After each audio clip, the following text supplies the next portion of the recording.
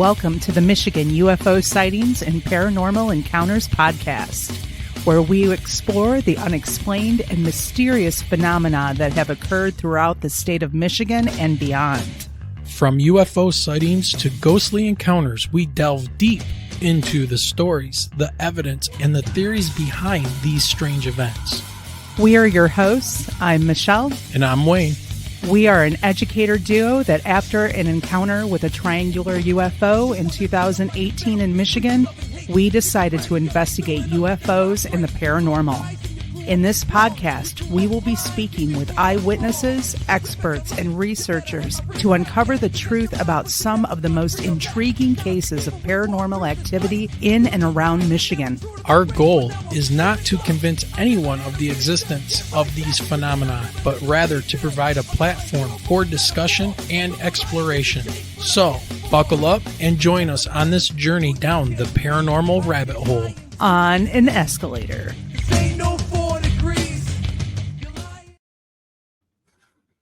Okay, hello everyone. Hi everyone. It is Sunday, the 10th of August, 2025 at the time of this recording, as we are hiding out in our secret bunker deep within the shadow of the great Motor City, Detroit, Michigan. And this will be the first of a multi-video series on the experiences of our guest tonight, Benny Fogan. In this episode, we're going to dive deep into recovered alien material, the testing and cover-up of that material by high-level scientists and researchers, both in the government and private sectors, alien-human hybrids, and many other topics that our guest has experienced. Since we're doing this as a special pre-recorded interview, we are going to be limited on time. So let's go ahead and bring on our guest tonight, Ben Fogan. Ben, thank you for joining us. You bet. Well, it's really great to have you on. And I know you were recently at the MUFON Symposium. Yes, sir. And it was a very interesting time. So we'll talk about that in a minute. But we talked for a long time on the phone the other day, and I took copious amounts of notes. I mean, we probably talked for close to an hour, hour and a half. And when Ray Szymanski said that we needed to talk to you and you were going to completely blow our minds, and he said, let's get you guys connected and you got to hear his story. We were all about it. So can we kind of go back to the beginning though, and give kind of a glimpse, a brief, just for a brief moment, talk about where you're from, your earlier experiences, just talk to us a little bit. Well, I'm from Columbus, Ohio. That's where I was born in 1950. The first experience that I've had with something unusual in my life was in the late 1950s. I was taken to St. Anne's Hospital to have my tonsils and adenoids taken out. During that operation, the doctor discovered it was described by my mother as a long white cord wrapped around my tonsils. And they discovered that my adenoids had been removed. And the doctor wanted to know from my father, who had operated on me previously to that operation. And my father told him nobody that he knows about, that I've never had an operation before that. That is where it all started.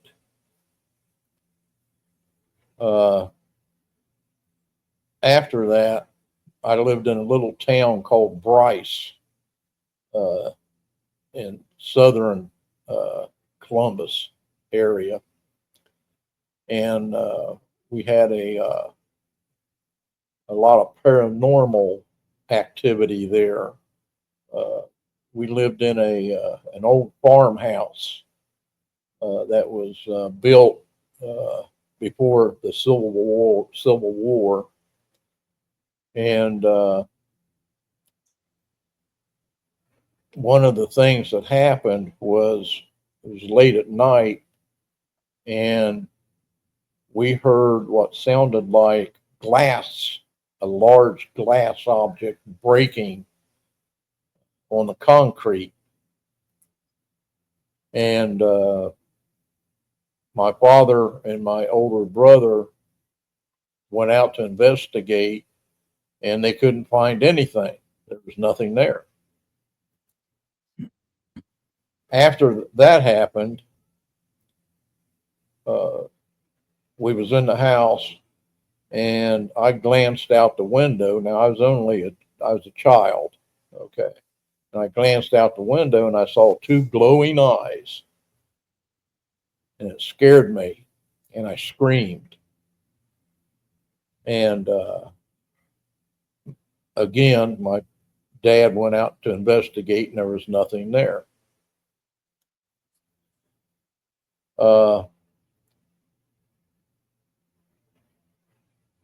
After that, what happened was they had a UFO sightings at Rickenbacker Air Force Base. When was this about? That was somewhere around 1960. Okay. Area. I'm not for sure when the date on that, so you'd have to check. Okay. And they sent up jets to investigate what was flying around. Some people that lived out in Asheville, Ohio, called up the police, telling them that there was these red orbs or lights in their yard, and that's what started off the whole thing at that time.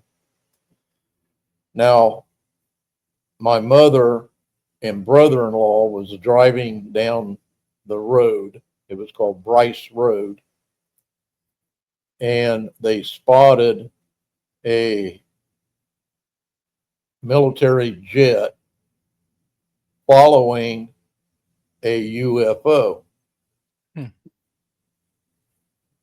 And they said that all of a sudden that UFO wasn't in front of the jet. It ended up directly behind the jet. And that's when they came driving into my mother and brother-in-law came driving into our home area and telling us what was going on. And my mother was scared to death about what she saw. So you basically have been in and around this type of UFO paranormal stuff for a very long time. Yes. Yeah. So I'm curious, did they ever test the thing with the cord or anything like that? Did they ever tell you guys what that was? Or the surgeon said that he was documenting everything and putting it in the records. Okay. And that was it. That's all I know about it. Now, what about the adenoids? Could it have been possibly that you were just born without them, or were they specifically saying that they were removed from you? It was quite a few years later. I went to the Cincinnati VA. I was having some migraine type headaches. And I had a ear, nose, and throat specialist that Okay. stuck a camera up my nostrils. And when he did that, he made the remark about what a good job the surgeons did on removing my adenoids. And and he made the remark about how amazing laser surgery was. Now this was probably somewhere around 1995 in that general area when I went down there. And when he said that, I said, well, Doc, I didn't know that they had laser surgery back in the 50s. And he shut up real quick about it. But that's the only confirmation that I had that they was actually removed.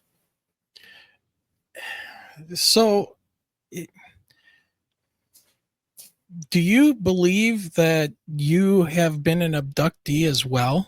Like having implants and those types of things put in your body and having one-on-one close encounters with these things? Well, I know it. I know it for a fact, quite a bit of it. And we'll get Okay. into more detail about all that. Okay. Yeah, let's get into that in a little bit then. Okay. Let's go and talk about this recovered material. Metamaterial and everything is very big and talked about in the UFO community. You know, from Gary Nolan all the way to like Jesse Michaels in his podcast, and Stephen Greer, and all of these guys talk about material recovery, UFO recoveries. We have crashes now.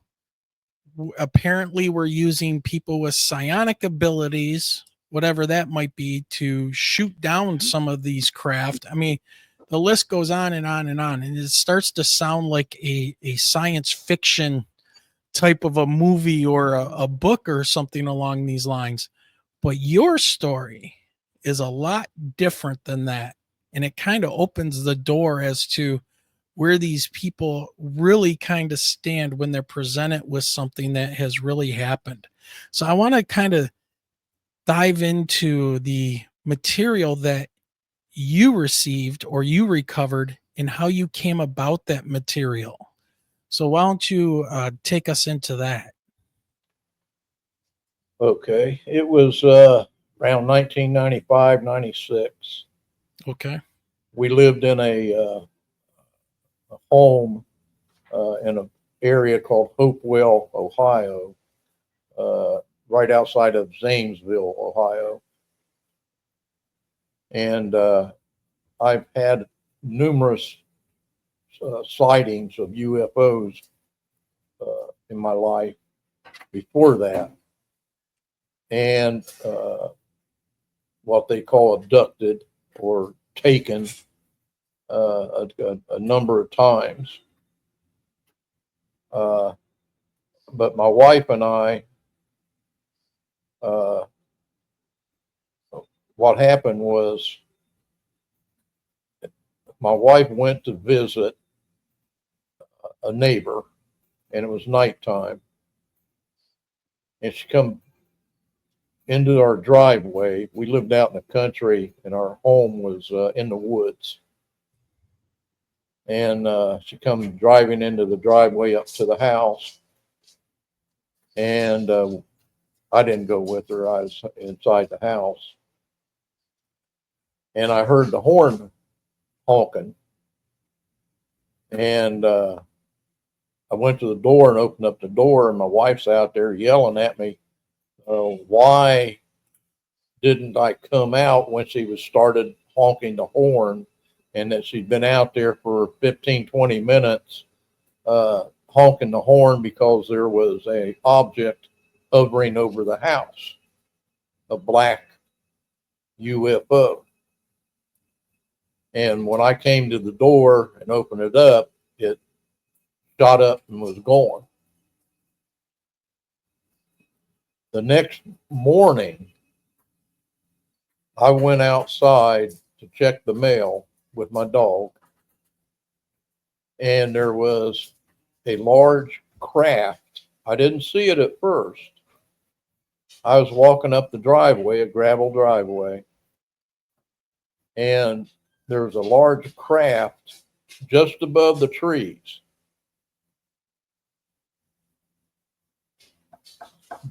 heading west. When all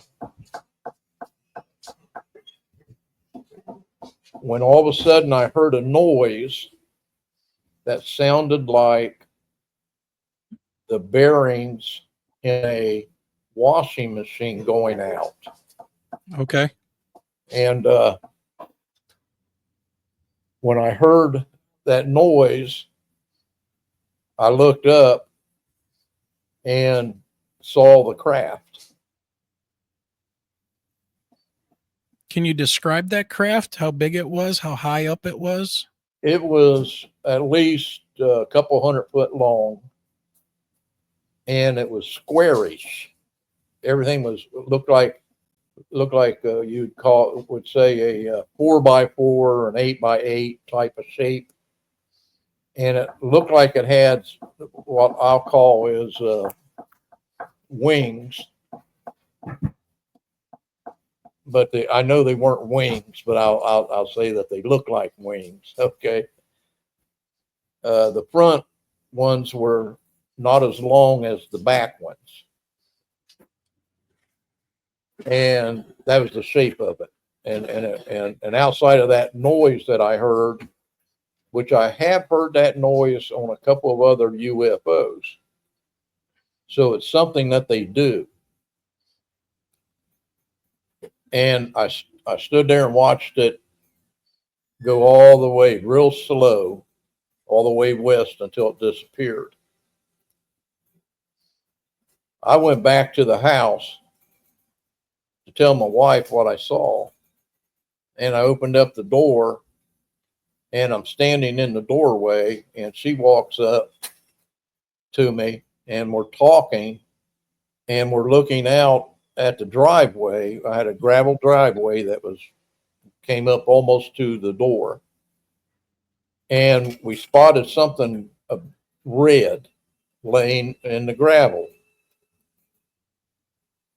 And so, what is that? So we walked over to it, and I touched it, and it was pretty hot. And you touched it with your bare hands? Yes. Brave man. Well, I didn't know what it was, or anything. Even more so that you touched it. I mean, yeah. Well, what she did, okay, I touched it, and I'm sitting there saying, man, that thing's hot, and it wasn't red hot, but it was pretty hot to me. Well, she turned around and touched it, and she stood over it, and she goes, it was like she remembered something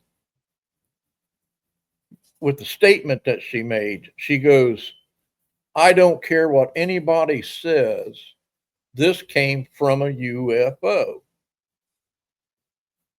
And she bent down and picked that thing up, and she,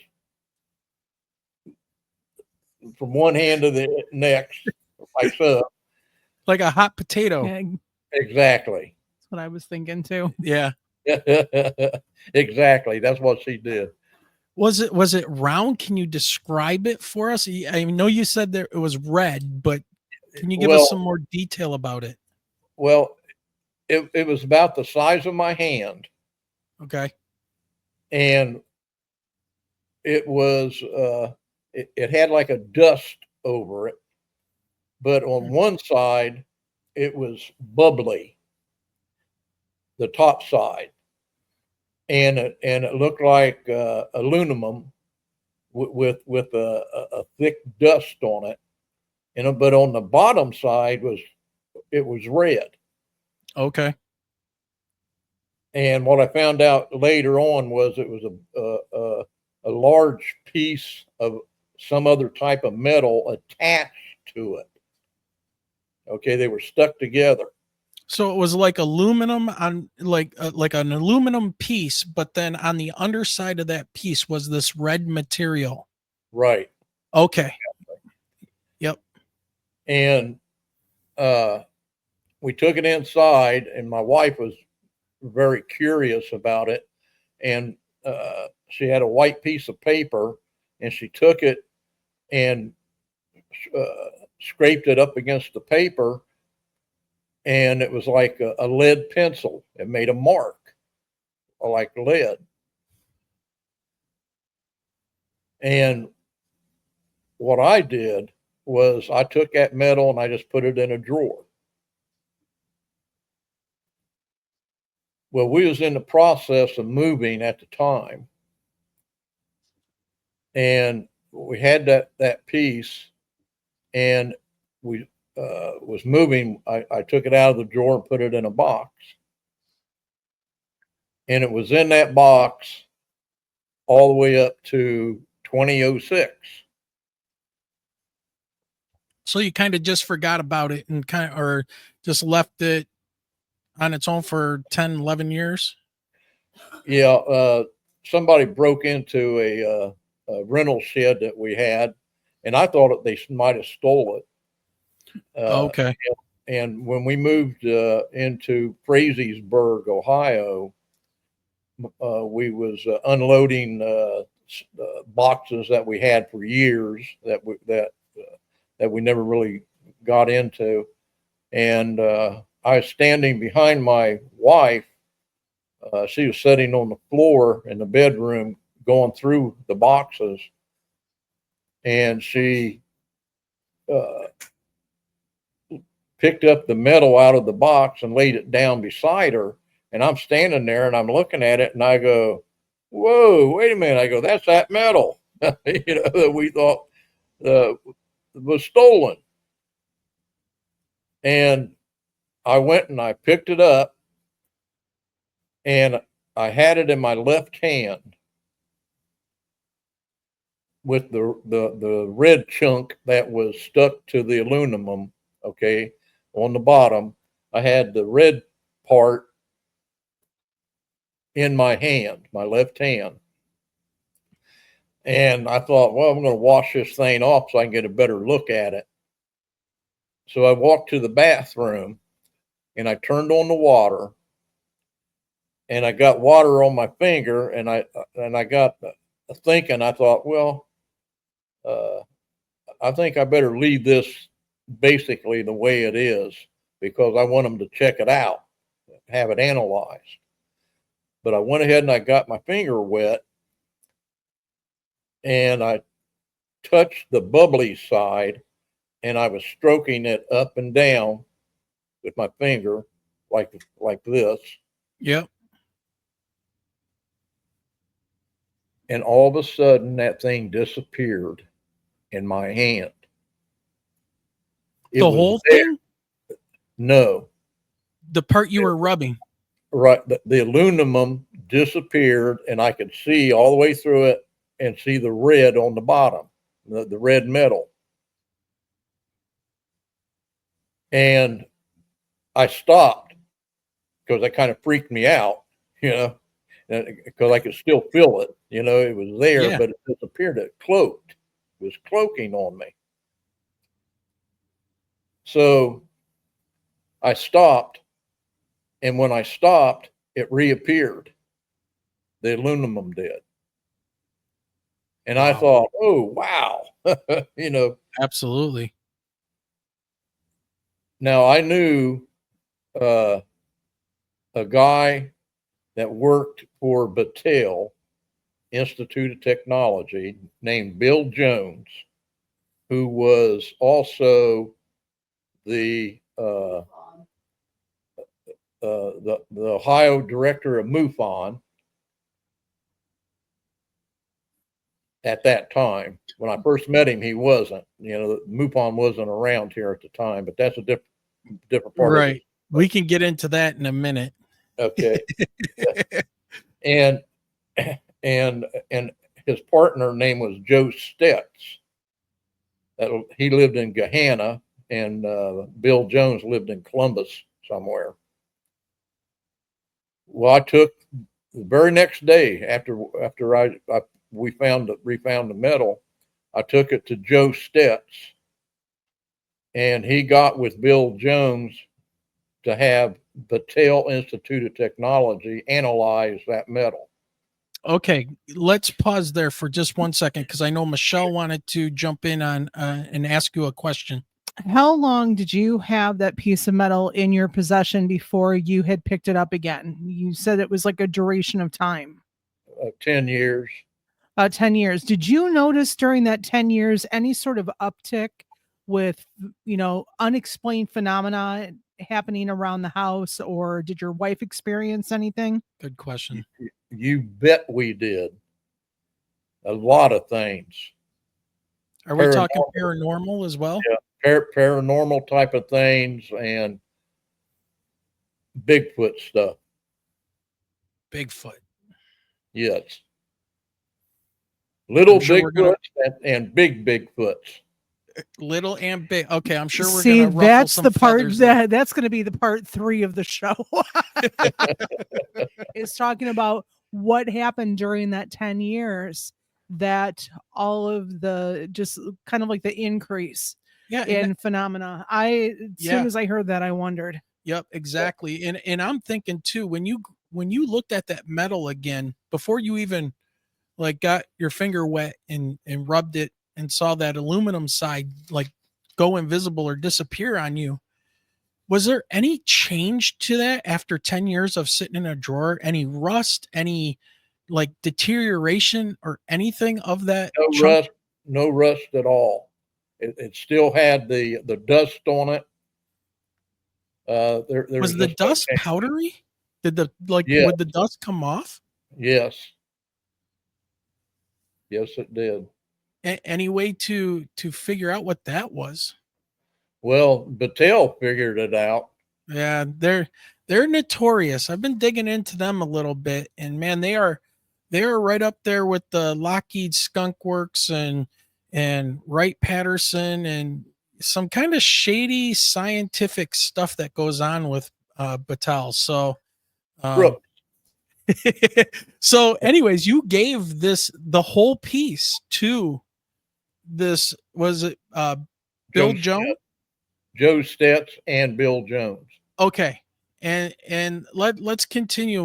What go, and by the way, everybody who's watching this in our normal show time, I want to just say in 1995-96, I don't think anybody out there, maybe there was the alien autopsy video or something might have been going around at that time. X-Files show was big and all that.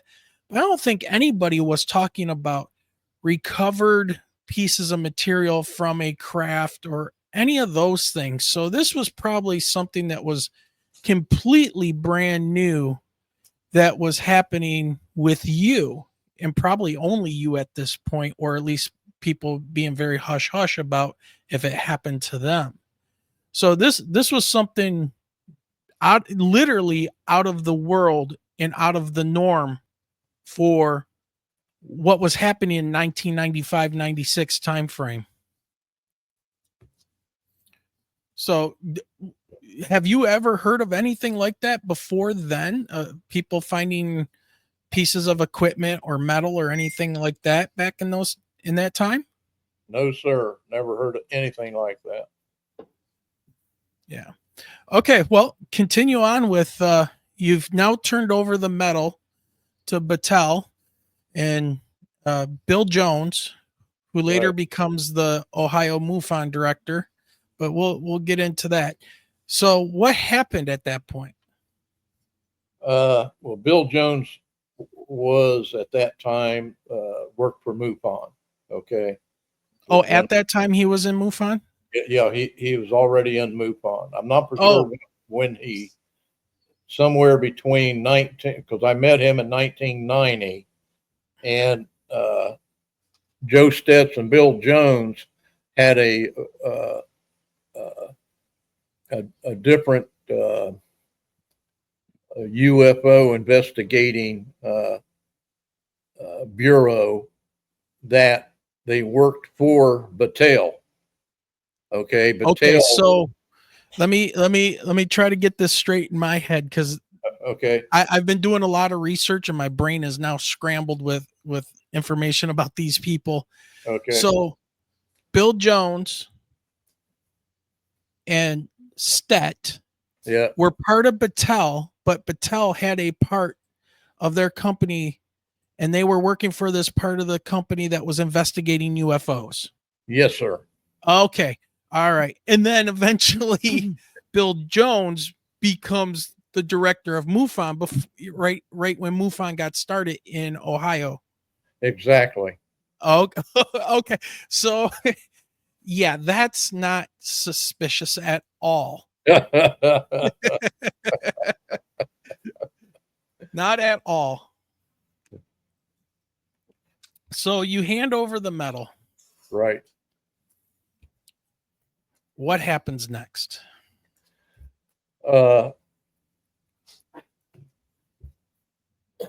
After I gave him the medal, they turned around and came up with a report saying that they needed to have more analysis done to the medal. Okay, that's fair. And they would not give me back the medal. Not at all. They refused to give me back the medal. Okay. After that happened, I met a lady named Pat Mason, and she knew a scientist named Nick Ryder. Okay. That Nick lived out by Toledo, Ohio. And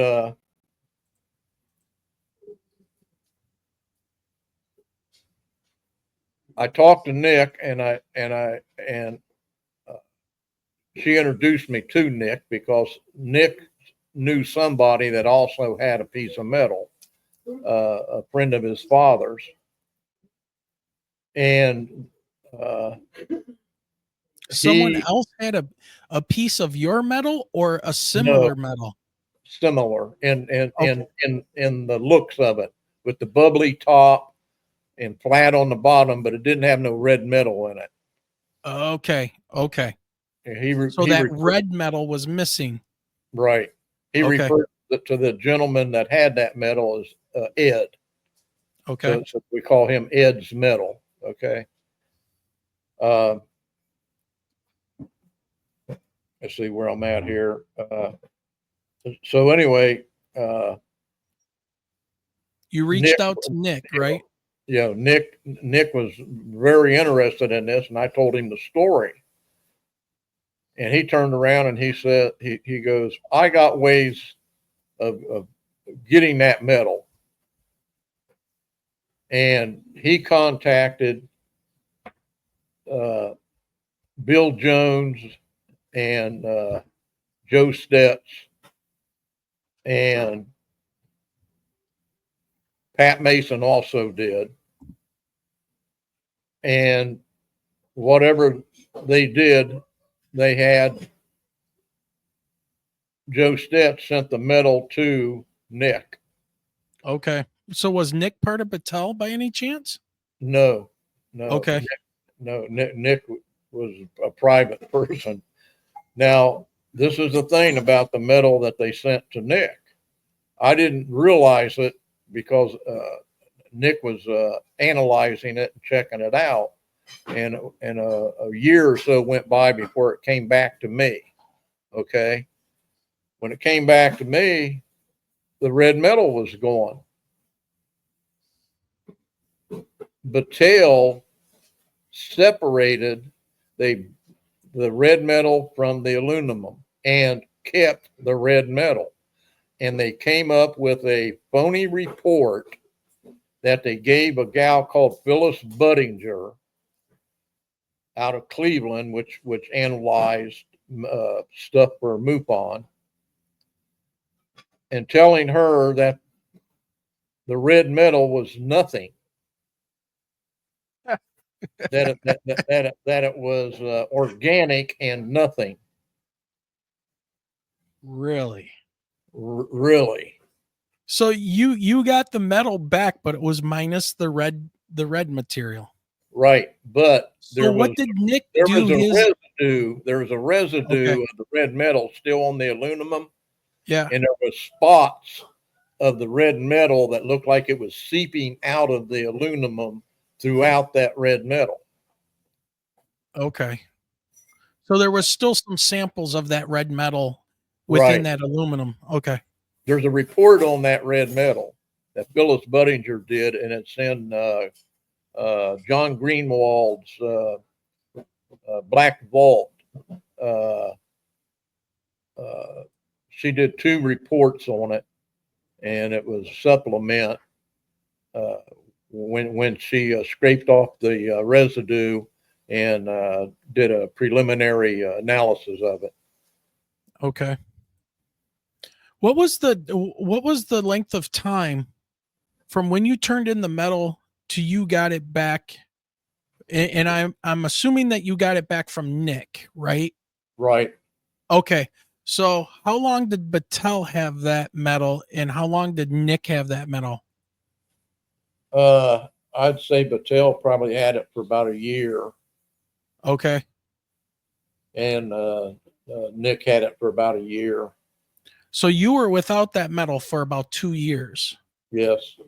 Okay.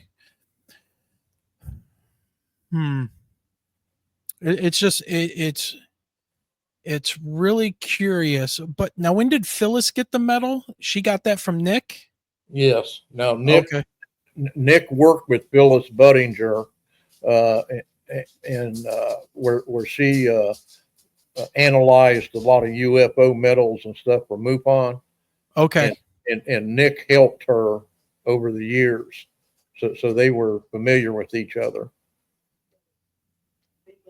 Now, are you confident that the piece of metal you got back was the one that you had, just minus a lot of that red material on it? Yes. Like the same shape, and it looks the same and weighs the same and all that, minus the red material? Yep. The aluminum part was definitely, plus it had some of the red metal residue on it. And okay. And what about the dust? Was there still the dust material on it? No. Battelle cleaned that and took all that stuff off of there. Okay. So in the space of the 2 years that metal was missing and quote unquote being tested, what was going on with you and MUFON at the time, or other people that were getting into studying this stuff? I'm thinking, like, when did like certain people start to show up at your door, and was it during this time and start questioning you about what happened, or was it still kind of just in the hands of Battelle and other scientists at the time? Yeah, Nick and Phyllis Budinger had it for about a year or so, and now what happened was they had the aluminum part, and I knew about the red metal on the bottom, okay, the residue and stuff, and I asked them to analyze the red residue, and Phyllis said, "Well, Battelle said it's nothing, and it's organic, and that was it. Well, that red metal, the residue started changing colors. Okay. And I begged them to check it out. Now, this was a couple years later. Okay. So a couple of years later after you had it back. Yeah. Oh, okay. Okay. Yeah. But nobody during the 2 years that it was gone in other people's hands, nobody like Lou Elizondo, anybody from the government come to talk to you during that time when it was being experimented on? Well, Lou didn't show up at my door until I think it was 2018. Oh, okay. All right. So now we're getting like into the tic tac and all that kind of stuff. Yeah. So we're still way before that. So, Right. okay, Way go before. on. Okay, keep going. Okay. Let's see. So you're trying to get them to look at this metal again because it's Okay. Yeah. changing Thank you. color. Yes. Yep. So that's when Phyllis, Nick talked Phyllis into testing it. So she went ahead and scraped. Now in this report that Greenwald's got shows where she scraped off the red residue, and where she analyzed it a little bit. Okay, preliminary analysis on it, and she said in a report, there's nothing organic to this. This is all metal. And she gave a theory that the reason it was red was because some of the metal in it would turn red under extreme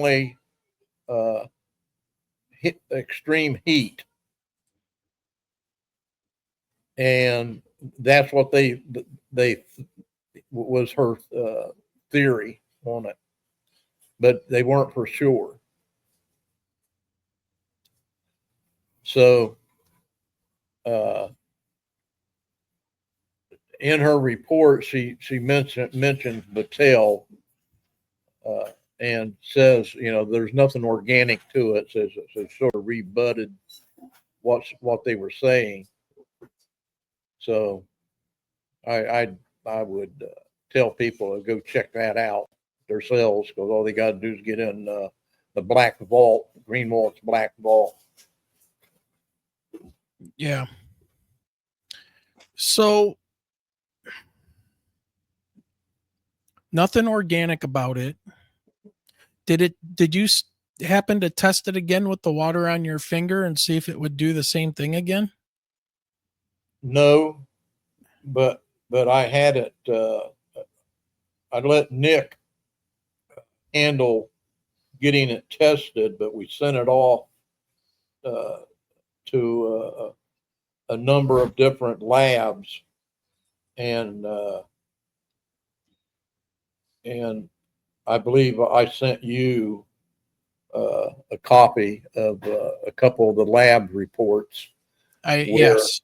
Yeah, where it has over 50 different types of metal in it.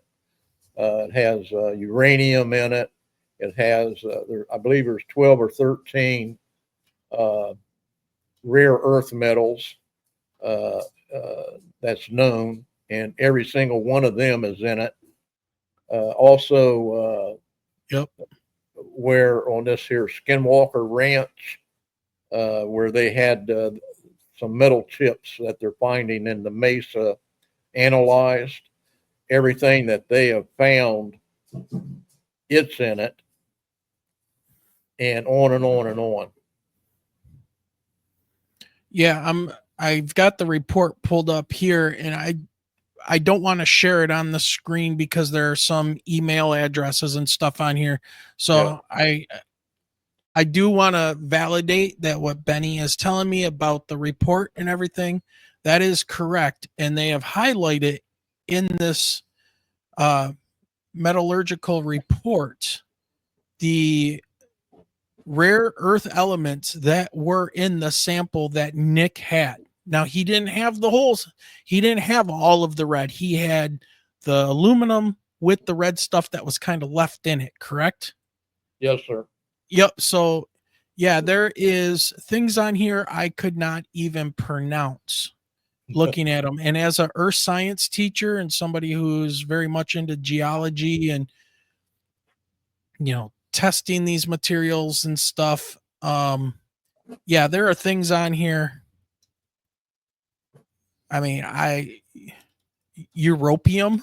I mean, some of this stuff, sarium, nedium.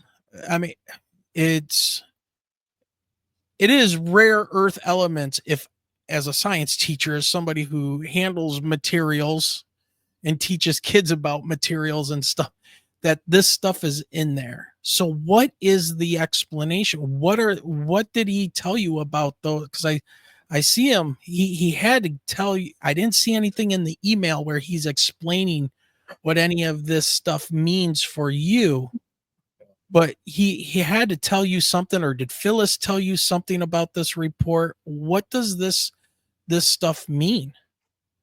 Jacques Vallée said to duplicate this metal, you would need a country like America to be able to afford it because of how much it would cost to make a craft out of it.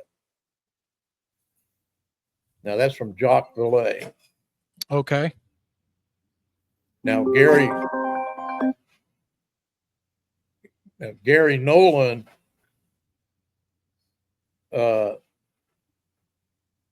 and Jacques Vallée both now won't talk about this metal because of To the Stars, Tom DeLonge, and To the Stars people have had the metal classified, what they have discovered about it. Okay, so somehow To the Stars got Tom DeLonge and his crew got the results of the test, or actually got the red material, tested it themselves, and then said, "Oh, we can't let this out." Tell us the kind of the chain of events that happens where they end up getting involved then. Because if I can get a hold of Tom DeLonge or Jacques Vallée, you better believe the first thing I'm going to ask them is about this red metal stuff and see what they do. Yeah. Now they're if you do that, don't ask for the Benny Foggin metal. Okay. Like if you got a hold of Jacques Vallée or them, you'd have to ask them about the metal from To the Stars metal. Samples that they had. Okay. Just like with Gary Nolan. So how Do the Stars get a hold of your metal? Okay. And I met Chris Bledsoe in 2014. Him and a government man who doesn't want his name mentioned. Is that surprising? Right. Was the government man a NASA scientist type of person? I'm not going to mention their name either, but just so I know who you're talking about. Other people can piece it together if they want to, but so he's a high-ranking government man. Yes, and he's been talked about in a lot of other places on different shows and in people's books, and we'll leave it at that. Yeah. I'll respect his wish to be anonymous. They, a lady called Chase Klosky, I believe that's how they pronounce her last name. She was a MUFON person also. I met her first, and then she come to my house to investigate the metal and our experiences.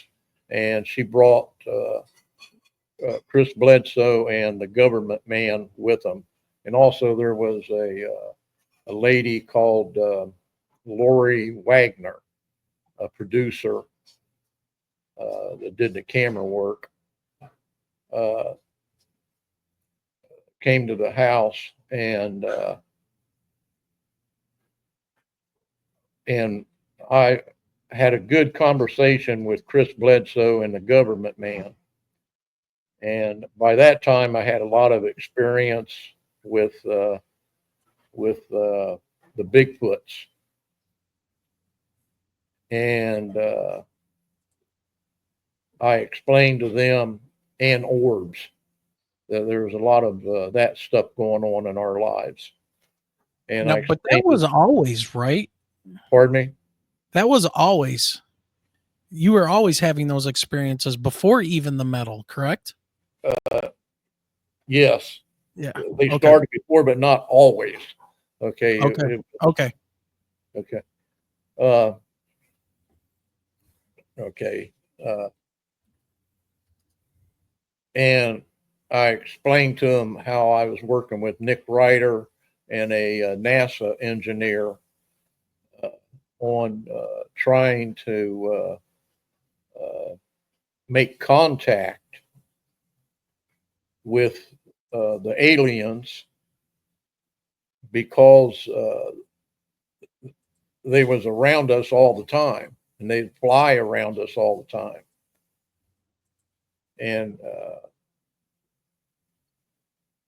And Chris Bledsoe and I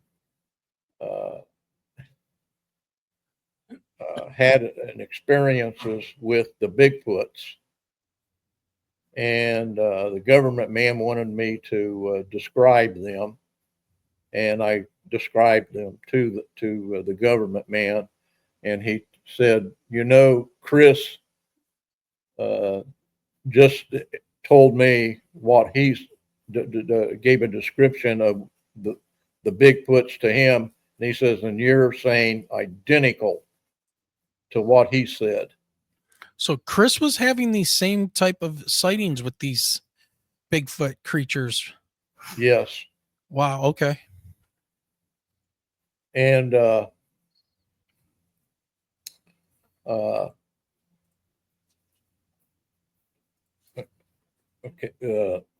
they came out, and we met at that time in 2014. Now back to, and also the government man and them took a sample of the metal. They took it down to a metal company and had a chunk of it cut off. And okay, so this is the metal that Battelle had already had, and right. basically removed the red stuff, the red metal from it, left Right. the residue. Now the government guy takes a chunk of the metal. Right. Him and Chase Plosky took a chunk of it. Right. And the government man also worked with a doctor out of Atlanta. Now, nobody told me not to use his name, but it was Dr. Tim Gainey. Okay. And they were very interested in it, and they had photos and all that. And but anyway, jumping up from 2014 to 2018. Okay, 2018, I got a telephone call, and it was Chris Bledsoe on the phone, and he asked me to do him a favor. He said that he was involved with some people that was wanting to get samples of the UFO metals and have them analyzed. And he'd appreciate it if I'd let them do that. And I didn't know one person from another when they came in, but they came to my house, and it was Chris Bledsoe Tom DeLonge, Lou Elizondo, and a cameraman. Was Christopher Mellon involved in this at all anywhere? Yes. Oh, okay. Him and the lab down there in Austin, Pudoff, I think his name is, or yeah, Putoff. Yeah. Pudoff. Yeah. Yep. Him, all them guys. Okay. I believe he's a physicist or something along those lines. Yeah, I think his son is too. I believe his son is. His son's involved in it also. So, but they did a little short film. To the Stars did that. Somebody can pull it up where they came and picked up Hell the Putoff.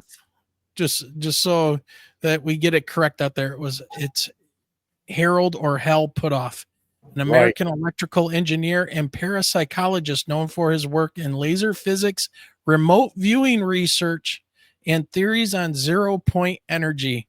Well.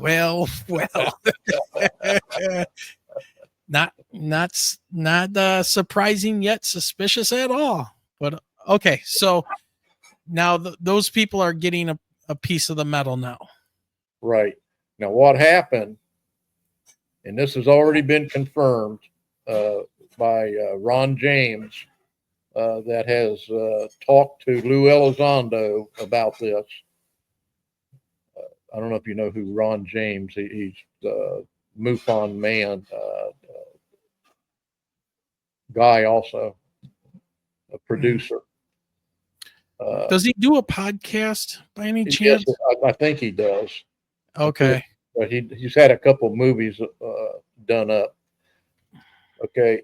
When Lou Elizondo and Tom DeLonge and Chris Bledsoe and all of them came and got our metal, I also had samples.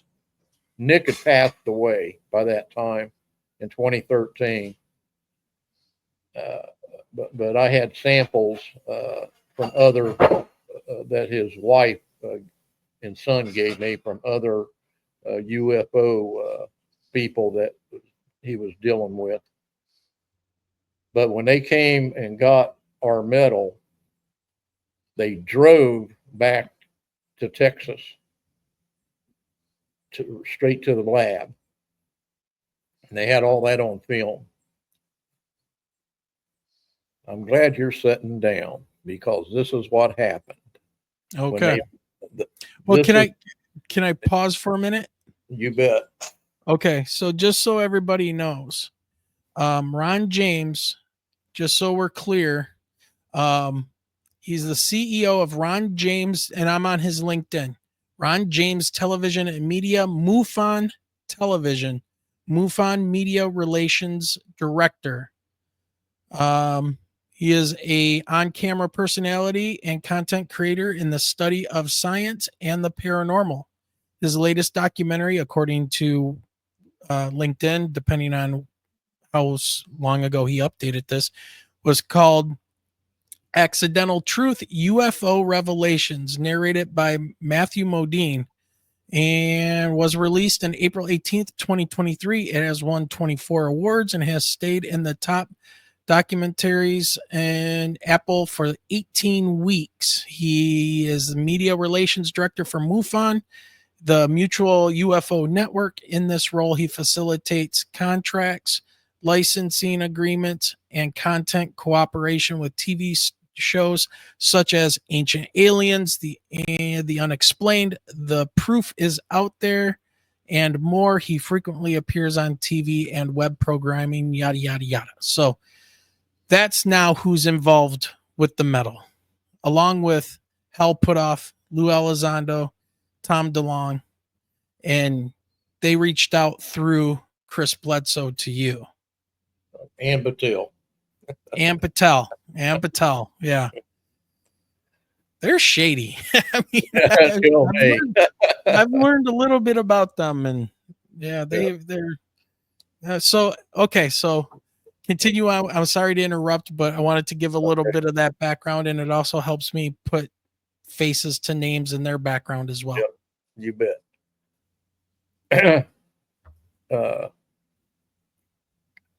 Lou Elizondo came back to our home, and he turned around. He turned around and told us that starting off with is that our metal levitated, that they applied some type of electricity to it and it levitates. The It whole piece, or did they take a little chunk? The whole piece. Oh, wow. Okay. And it had a EMF signal coming from it, electromagnetic frequency. It would give off a signal, then it would stop, then it would give off a signal, then it would stop. He told us that, and then he says, Benny, you're not going to believe this. He said, but from the time that we picked up your metal and drove all the way back to Texas, Austin, Texas, I believe it was, we were followed by a UFO, and we have it on film. Where is it? Yeah, they showed a little bit of it on that To the Stars program clip that they did. So, at least on the book of his own. And Ron James has confirmed that to be a fact. And they captured all of that. That's what they told us. Did they capture the levitation when they were?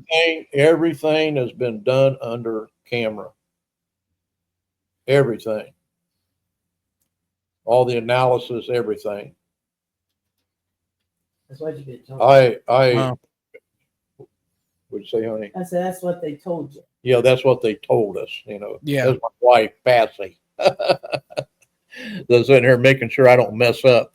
Yeah, understandable. That's what she does. That one down there too. Yep. So, okay, so this metal starts giving off a signal. Right, EMF signal. An EMF signal. It's going kind of on and off after they zapped it with an electrical current. After it left. No, the EMF was constant. It did it all. Oh, okay. Doing anything to it. Just the levitation. It levitated after that. Now I don't know if they got it to cloak because they didn't want to, because that's when the Army got involved and wanted everything hush hush. Okay, so the Army gets involved. Yes, sir. When did the Army get involved? Was this after they talked to you and told you what happened? No.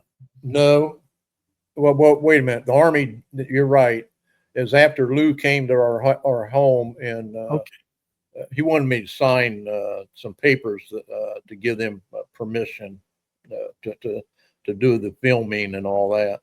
Okay. And that's when he told us about what was going on. But the Army got involved because To the Stars said that they didn't have the money to pay for all the testing that needed to be done. And they went into a contract with the government. And if you get money from the government, you kind of have to do what the government says. Yes, exactly. And Get shit. yeah, and when the government came down, technicians came down to pick up the metal, I did have a chance to talk to them, and nobody told me not to say their names, so here we go. I believe one of them was a Mr. Cannon, and a Connors, and a military man, and Now, this is what happened in the conversation that I had with the top dog at the lab. Okay. He told me that they was going to be transparent about everything and give all this information on the metal and this, that, and the other. Well, he didn't know. This is the guy that came with the military guy. Right. Yeah. Okay. Yeah. From the military lab. Gotcha. Okay.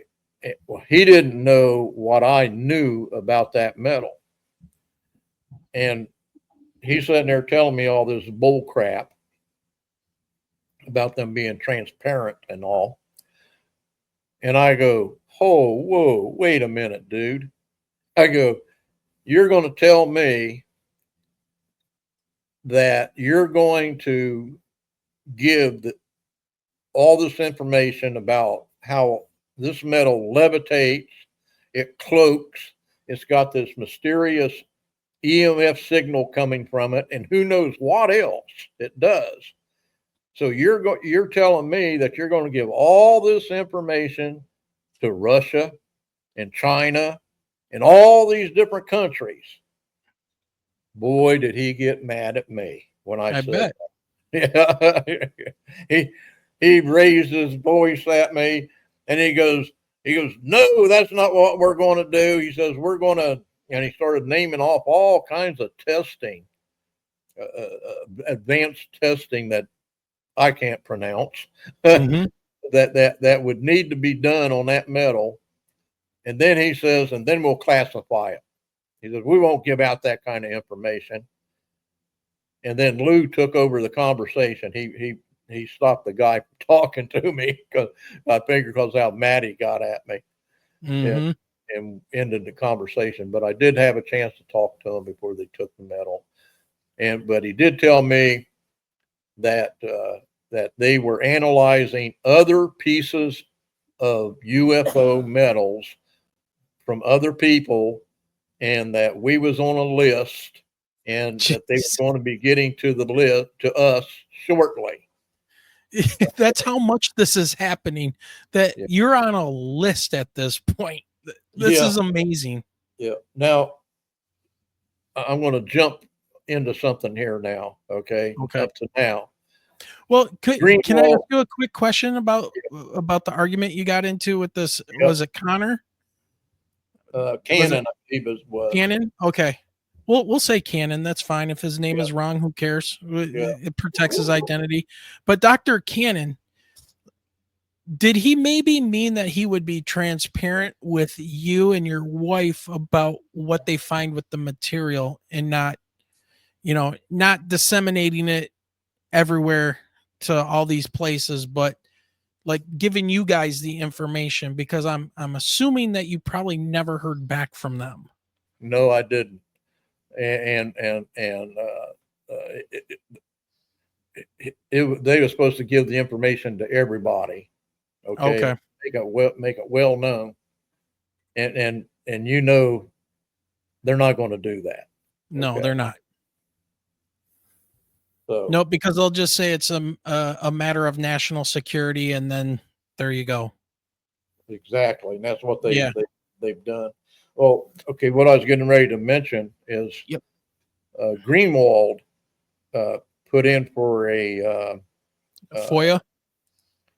yeah, to get information about the samples that the government did. I forget what you call that. Freedom of Information Act. Yeah, that's it. Yep. Okay. He's famous for that. I think he's been doing that since he was like Yeah. 12 years old or something like that. Now he received a letter from the government saying that they never tested anybody's metal outside of a Linda Moulton Howe's metal that she gave them, that she sold to them for $35,000, I believe it was. Wow. And it was nothing. That there was nothing special about it at all. And they didn't do any other metals that they did. he told me that they already did on the phone. He told me that they already did analyze other metals, and there was a list, and he was going to get to us, Yeah. and this, that, and the other. He already said, "Oh, the government is lying to Greenwald and everybody else about what they did and what they got." Now, Benny, there's a little, I think there's a little detail we missed, and I want to make sure we get this out there. And you hinted at this earlier in the conversation about your piece of metal, and you brought up Skinwalker Ranch. Right. And they were drilling into the mesa on that show, and they started pulling out these weird chunks of metal. Right. They tested that metal, and the metal that they tested came back with the same type of materials and rare earth elements, super rare, in your metal that was tested by Nick. Let's see, what's his name? Nick Reeder, right? Reeder? Nick Ryder. Ryder, yeah. Yeah. Okay, so you're told that Hell Put Off and crew levitate this material by putting a current through it, but then they find out about the EMF signal that's coming from this material. We knew about that first.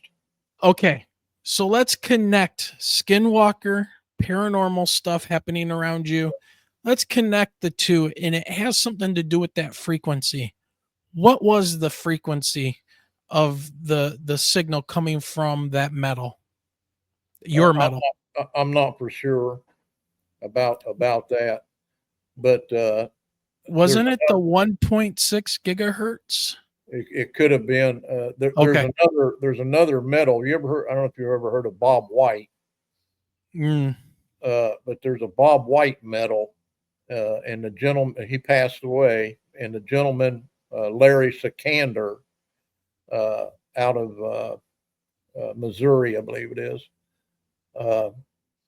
has his metal, and it's quite large, and it gives off the EMF signal also. Same frequency? We don't know. Okay. But the material was basically the same thing as the material from Skinwalker Ranch. And Skinwalker, the material from Skinwalker Ranch, everything that's in it is in our metal plus. We got a lot more stuff in our metal. Okay, cool. Thanks for clarifying. Okay. Yeah. So go ahead. Okay, now where was I at?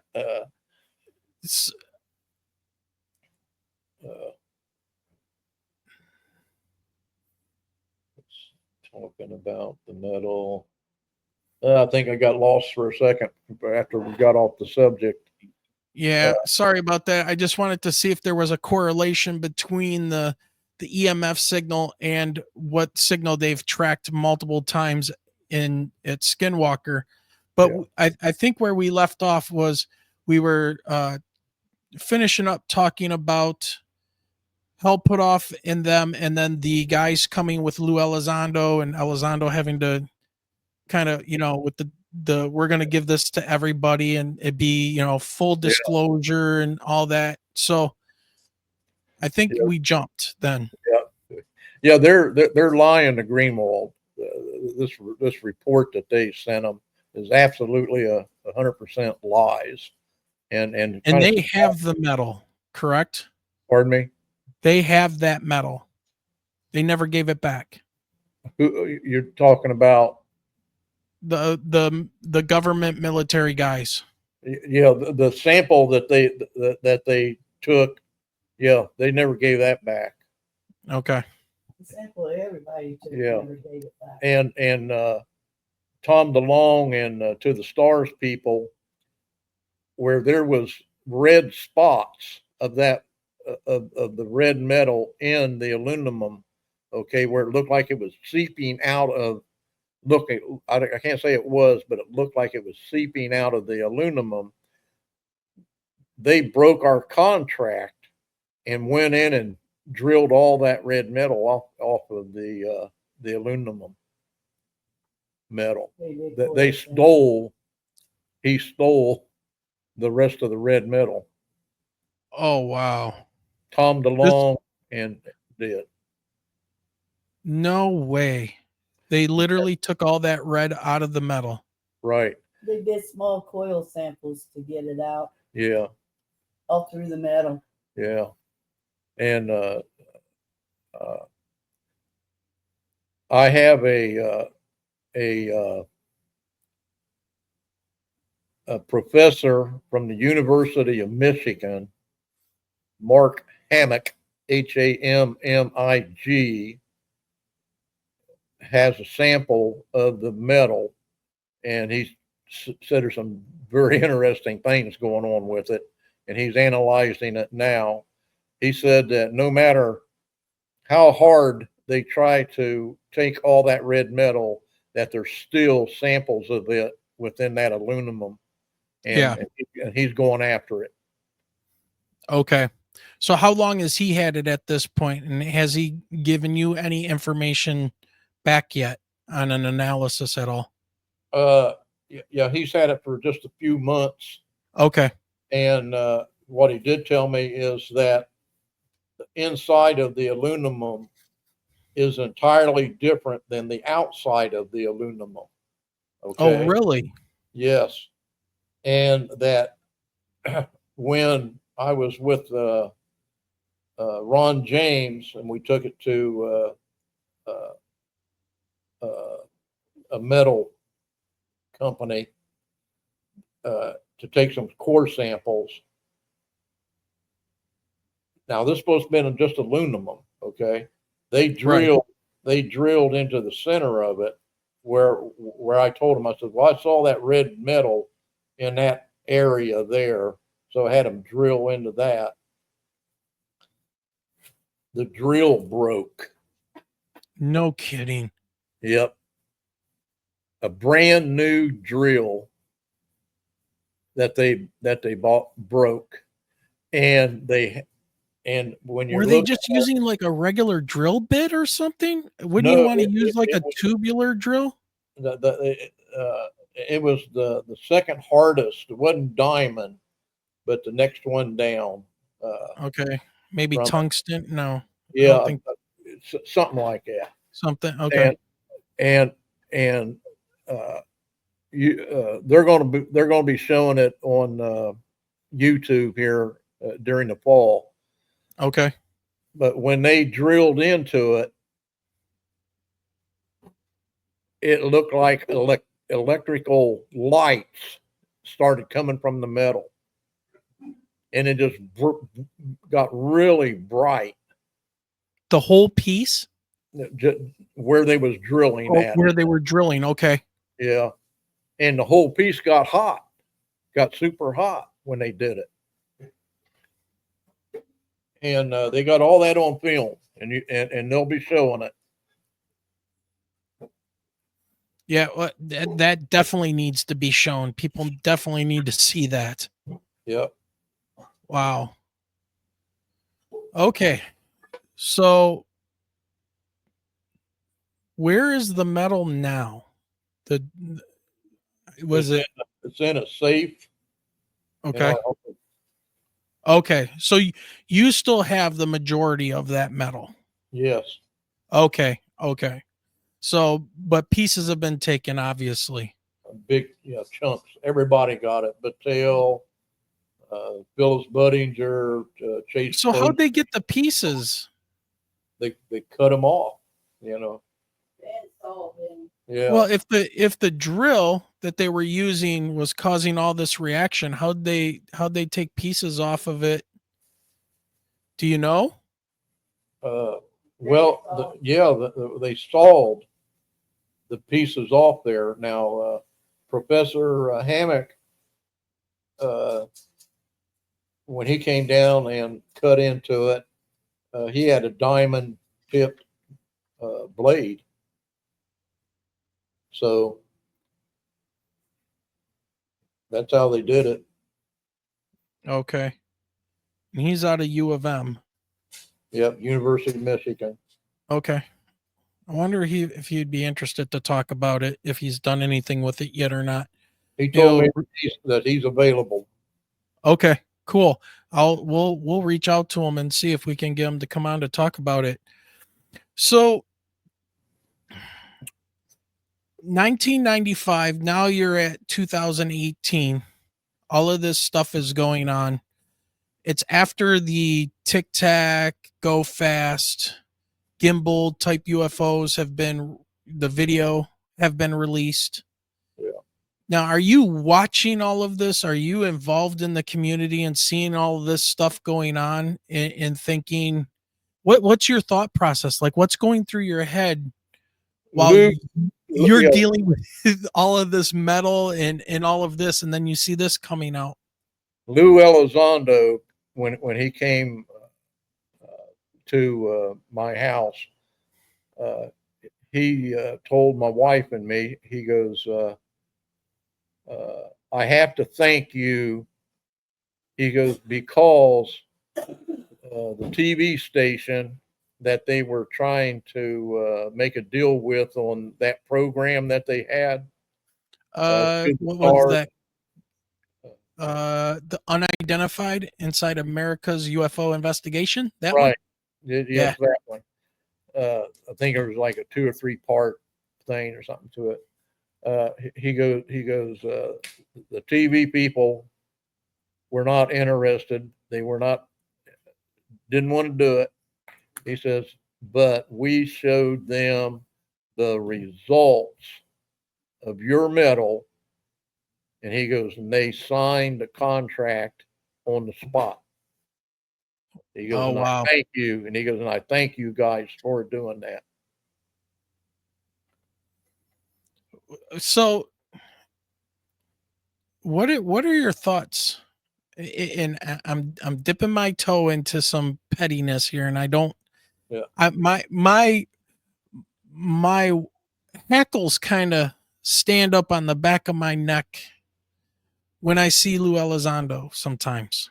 Yeah. And I can't tell if he is a true believer in trying to do well, or if he's still a government counterintelligence guy who's infiltrated you and Bledsoe and all of these people to the stars and is using this to their own end. And by they, I mean like the government and using this material and things like that.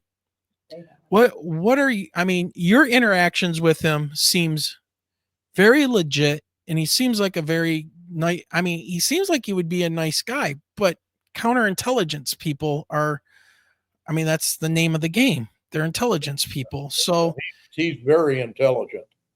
Yeah. Oh yeah. Oh, there's no doubt. I believe that guy is 100% very intelligent, probably a little bit off the charts. He's very smart. Yeah. But is he very smart for disclosure and getting this information out there, or is he helping push some type of a different narrative? What are your thoughts? Yeah, he's very, very careful with his wording. So you kind of have to take it from there. Kind of like a lawyer. I guess that's what I think, right? Yeah. I think in my mind, that's where I go is like, this guy gives me the creepy vibes of like a lawyer. And no offense to lawyers out there. Just, you know, I'm sure they understand how people feel about them. You know, they are very careful with their words and everything else. So I'll tell you what I feel about them. Yeah. All right. So in the background, I hear your wife talking and it's kind of clipping off what she's saying. So if she can get a little closer to the mic, she's more than welcome to chime in. You bet. So Patty has it's Patty, correct? Patsy. Okay. So you've got some feelings on the Lou Elizondo experience and him at your house and things. So why don't you go ahead and tell us a little bit about what you think is going on here? Well, what I think's gone on ever since day one, everybody that took our metal is made profit and benefit off from it, except for us. And none of them wants to return the metal or anything to us. They want to keep it and benefit off from it. And then they're classifying it. And they're classifying it. So they don't, tell us nothing or give us nothing. Tom DeLong told us that that they are already using the technology, some of the technology that they have learned off of this metal. Some private companies are. And what I've been told from the Star, Tom DeLong's the one that spoke up first, but they told my family and us that we would never want again if we, let them have the metal and do what they was doing with it. And they said there'd be people knocking on our doors and everything, and none of it happened. Oh, wow. Not one little penny happened. And they keep our metal. Never gave it back. And somebody snuck off and mailed our metal back to us from the Star. They don't know who did it. And Lou got a little upset because he said he wanted it and he was going to hand deliver it to us because they were supposed to hand deliver it back to us, and it came to us in the mail.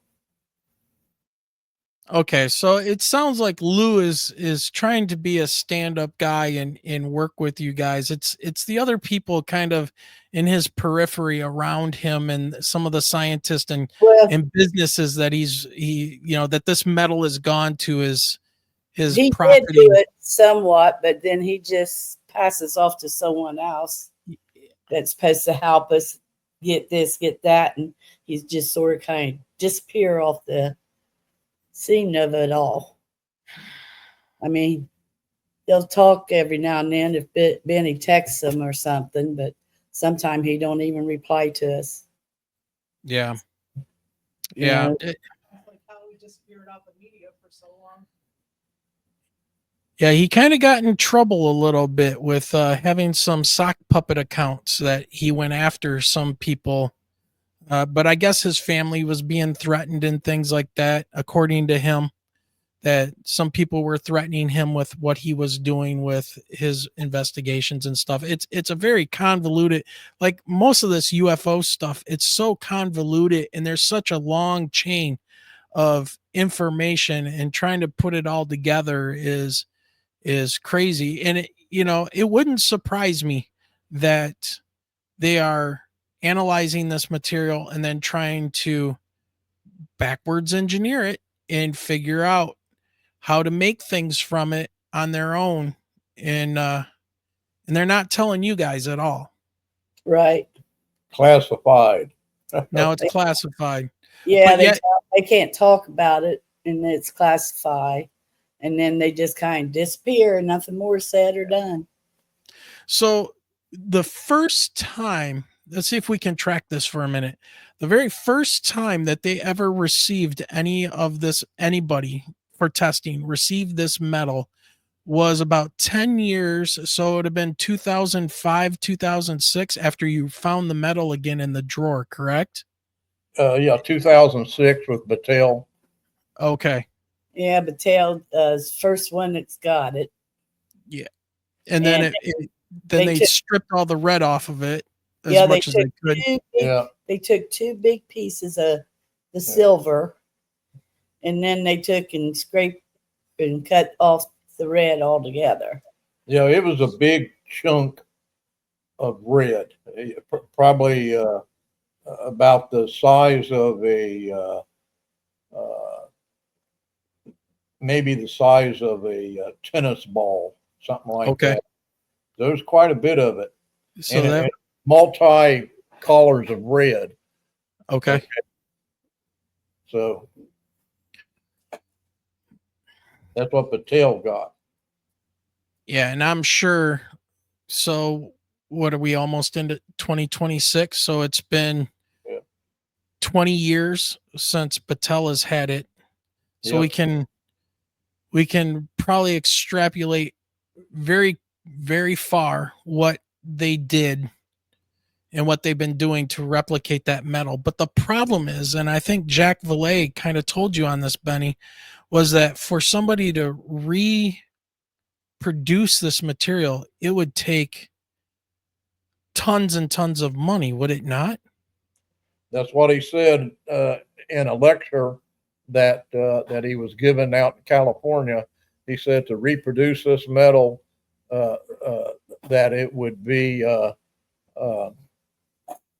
you would have to have a country like America that had the money to do it, because you got to, after, when you take a look at what's in it,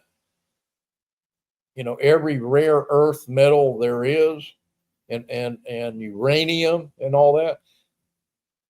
And I don't know if they can actually reproduce it, because now, Right. but now Lou told me that they did do isotope testing on the uranium and the strontium, and he said that it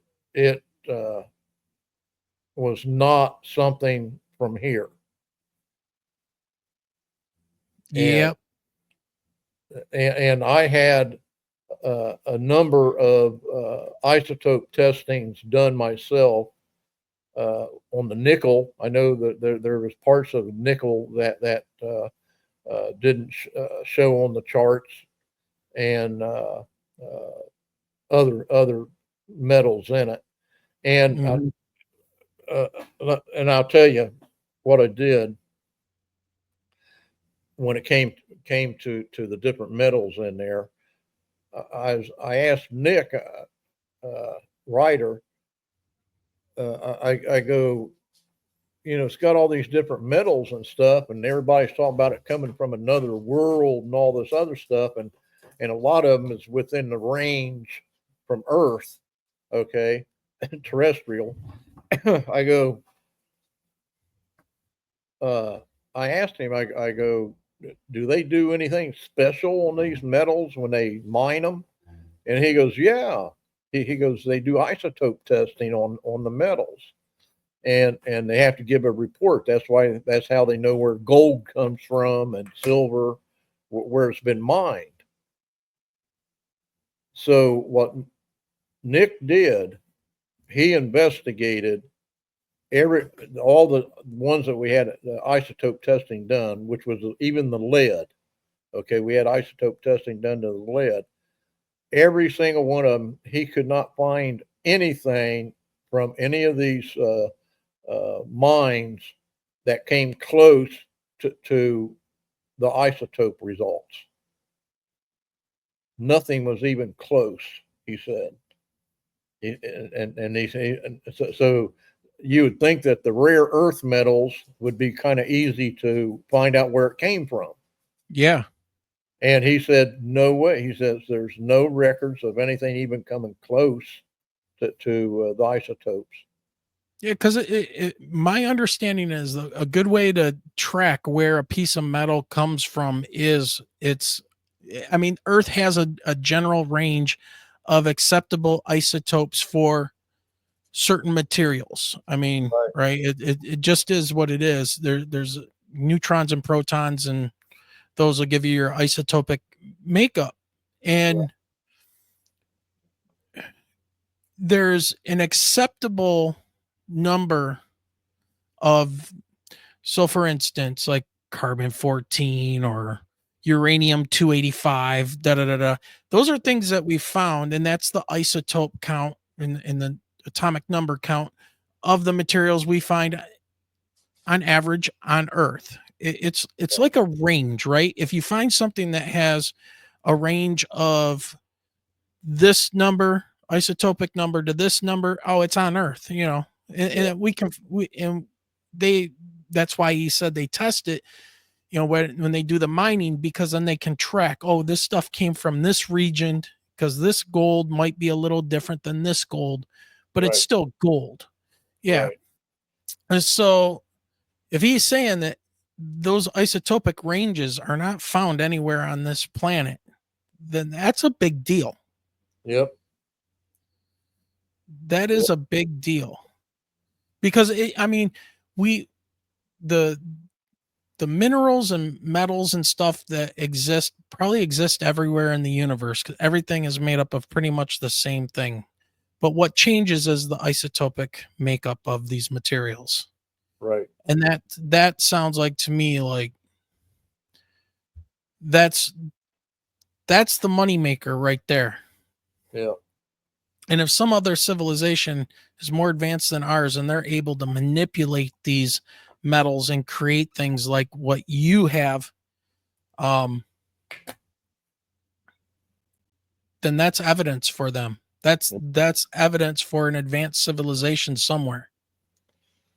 Yeah. Now my wife, she's a little bit hot over the money situation on this. Yeah, Is because that's every right. every one of those tests that I had done cost me $3,000. You know, it's expensive to have that done. And you see the results on that, and I had all these isotopes, so 3,000, 3,000, 3,000, 3,000, Yeah. like that, and adds up. And Yeah, they was doing that on discount. yeah, and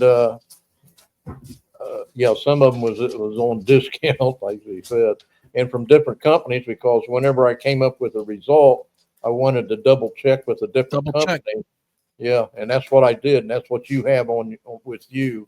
You have 2 or 3 different companies there with the results side by side Okay. on what's in there, and but she's a little bit hot because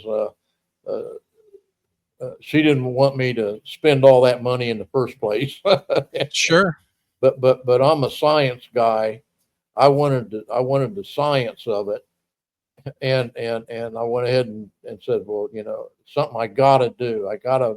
You know, I got to figure this out. What's going on? If there's any way of Absolutely. helping, you know, and my whole thing was the results of it, of the metal. I figured if there's any way that it can help out our country, I'm for it. Sure. Okay. And that's why I've done what I've done. I've tried to help out our country, even though that they have done the way that they have with us. Well, you know, I'm looking at the time and we're coming close to the cutoff point. So what I want to do is let's leave with a little bit of information with you were recently at the MUFON symposium. Yes, sir. Was that one of the first times you've ever done an event like that with Uh, MUFON? the first time. Oh, okay. So that was the first time you ever went public with them in a large format. Right. Right. Okay. Period. Now, You know. now what about talking to like people like us? Have you ever done anything like this before? We had a film crew. Nick Ryder called me up in 2012, I think it was. Okay. And there's a movie, Raw TV company, and it was out of England, I believe. Was doing a program with Mike Barra, uh, Daryl Sims, and a couple other people was in it. I think Okay. it was Uncovering Aliens. I think it was. It was a series that they did, and they came out and they did what they was going to do. They wanted to do an hour program on us. Okay, and what happened was when they came out and they did all the filming and all this other stuff, they contacted us later on and they said, the Raw TV people said, look, Ben, we was going to do this hour program with you guys on all this and get the word out about all this stuff. He said, but everything was distorted in their filming. And they only got a couple minutes with us, which was outside the house. And they think that the metal, because the metal was around, they think that the metal interfered with their filming, which Maybe that signal. yeah, and I know that it has interfered with cameras and cars and things like that, and that's what they believed, and they said it was too late to come back and reshoot. I think they was going to show it like in November, December of 2013, and but that's what happened there. So when you went and did the symposium, I believe was it in Cincinnati or was it Dayton? Yeah, Cincinnati. Cincinnati. I'm supposed to move it down there. Okay. What was? Did you give a presentation? How did it turn out? Did you talk? It was more of a Q&A thing for me. Okay. He showed a film with where they drilled into the metal and all that electrical stuff coming from it, and so they showed that during the symposium. Yes, they did. Oh, okay. All right, cool. The people went wild over it too. I bet. I can't wait for them to release it on YouTube. Yeah. And, so it was just a Q&A. How'd it go? Pretty good. Like I said, the people were really friendly. Everybody but one guy. One guy comes up and he says, "Oh, that thing ain't nothing but soldering metal or something like that." And I go, "Yeah, okay." It just appeared in your driveway. Yeah, exactly. Or with all the testing and stuff, but you always got one in the crowd, Of like course. that. Yeah. But somebody got off on the wrong exit and showed up at the MUFON symposium and didn't realize where they were at. I mean, yeah, why are you here then, sir? exactly. But they wanted to have a lot of the people. They were having pictures taken with the metal and all that kind of stuff. Oh, did you take it with you? Yes, I did. Oh, wow. Okay. Yeah. Excellent.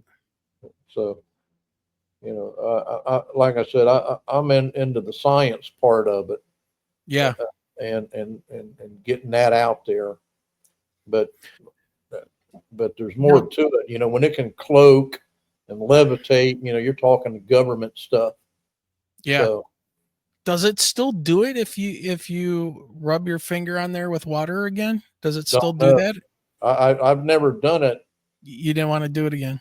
After that first time, because the paranormal stuff. This has got something to do with paranormal stuff too, and some of it's pretty spooky. Which I'm sure you guys would be interested in later on. Oh yeah. Yeah. Especially Michelle. I'm more the science UFO kind of other life guy. She's more the paranormal ghost story. I got it written down as far as the next slide when we have you back. Yeah, the next part 2. That 10 years with the metal, all of the uptick of occurrences. And the Bigfoot. The Bigfoot stuff we've got to get into. I would like to say one thing about absolutely. All this. I have been told that there's no way that I can believe. I've mentioned this to you, that I can believe in God and Jesus Christ as our Savior, and with all this stuff with the UFOs and aliens and all that. That's not true, because I believe in both. I know what's happening. I know what I have lived, and I'm a die-hard Christian. Well, I will tell you that my father, until he recently passed, he was a devout apostolic. so of the Christian faith all of his life. And I But can tell you that he believed in UFOs, he believed in cryptids, and he believed in the paranormal, and he had no problem telling these stories. yeah. Yep. So that you can separate. I mean, they can be two totally different things or related in certain ways, but you know, uh, turning yourself off to what's happening and just trying to live in a state of denial is not a good way to live. If that's what they're trying to get you to do, you know what I mean? It just, Right. yeah, we can put that to the side. Let's figure out what's going on. Exactly. So, yeah.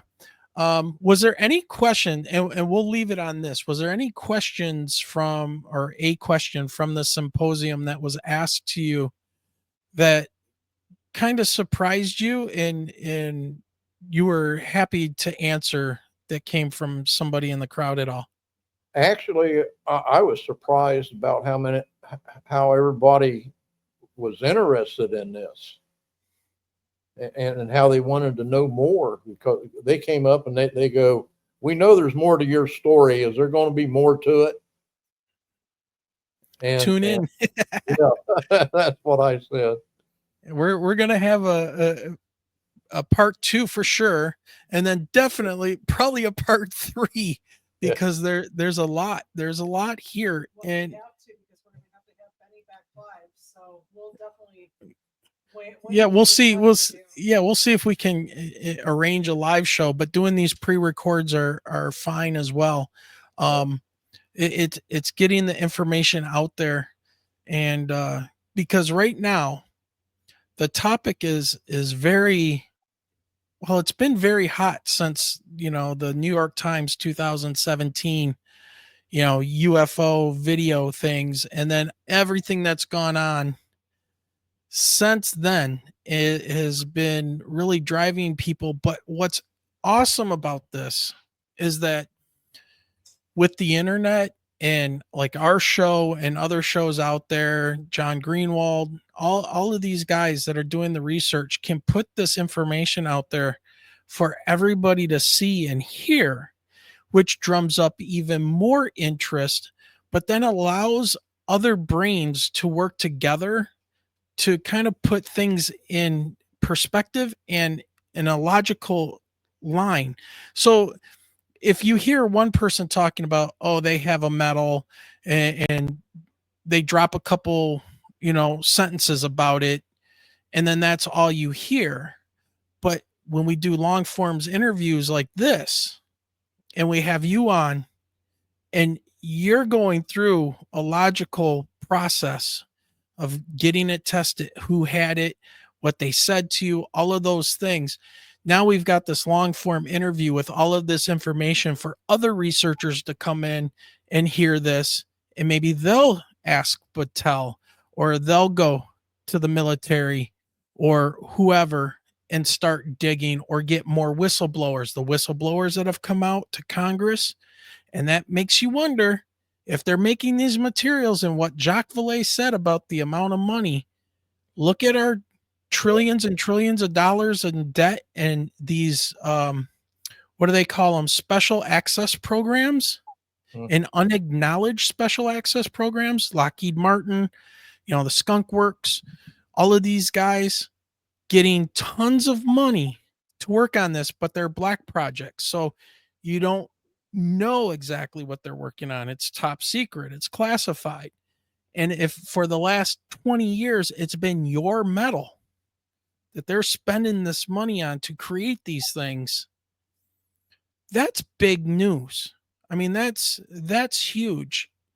And it should be known to people that the metal that they're looking at, from your eyewitness account, that metal came off of a UFO that was hovering over your house. And you've had many experiences with the UFOs and UAPs pretty much throughout your life. And so, I mean, to me, with all the people you've talked to and been involved with, Bledsoe, Lou Elizondo, Hell Putoff, doing all this stuff, the MUFON filmographer, or whatever they're called. I mean, everything ticks all the right boxes. And I agree with you. I think you've done the right thing. You want to help the country and, America first and all that good stuff. We better have the best technology, because if we don't, somebody else does. And that's probably not a good thing. But, yeah, this is it, it's huge news. So when people found out a little bit through the MUFON symposium about you, obviously you're gonna, after we release this, you're probably gonna have all kinds of people wanting to interview you and stuff. So just be ready. So, but no, it's been great having you on. And for part 2, we're gonna come back and we're gonna start talking about the paranormal and Bigfoot sightings and things and their correlations with UFOs and stuff like that, and what you have been shown and told, which is a whole nother topic for conversation. But any closing words or anything you want to leave us with? We're available for a live show. If the people got questions, we'd like to be able to answer. So, okay, we'll arrange that and everything. And I guess right now would probably be a good point to let everybody know who's watching this on the, what date are we releasing this? This is on the 10th. So everybody who's watching this, if you have questions for Benny, please email them to us at mi.ufo.podcast@gmail.com, and we will present those questions during the show the following week, and we'll do the live and Figure out the timeline. yeah. So yep, absolutely. Okay, well, Benny, we're short on time and we need to get going here. So want to thank you very, very much for joining us and breaking this on our show. This is huge, and we can't thank you enough. And absolutely. And it's been our honor to host you guys, and a privilege to be able to talk to you and save your story for as long as the internet will be around, and get this out there to everybody. We're not alone, people, and these things are happening, and it's real. So, all right, Benny, thank you very much. And I'm going to put you to the back in the holding room, and we'll talk in just a minute. Okay. You bet. Thank you. All right. Thank you. Well, where's Michelle? There she is. Okay. Well, Michelle, boom. Mic drops. With Benny and working with this material over the next 3 to 4 weeks. Probably. Absolutely. There are some roads that we did not travel down yet. Yep. And we're getting there because it's important. Well, and I'm highly curious as far as that connection piece for those 10 years that the metal was in their possession. Yep. The increase in activity, especially with anything cryptid or Sasquatch related, and then also with the paranormal. Yep. So with that being said, everybody, thank you for this explosive joining us for this explosive interview and incredible amount of information. Remember, if you got a story you want to share with us, make sure you send us an email, or now a question for Benny for the next show. For part 2 of this interview, email it immediately as soon as it comes to your mind to mi.ufo.podcast@gmail.com. Don't forget all about helping the show out. Super chats, PayPals, buy us a coffee, joining our Patreon. You can order merchandise. Every little dollar that gets sent to us gets put right back into the show to make it better, to get better guests, to absolutely. And leave a comment. It helps break the algorithm and put us out there for more people. So with that being said, Michelle, have a great night. And remember, keep those eyes to that sky. Yeah, look for that metal.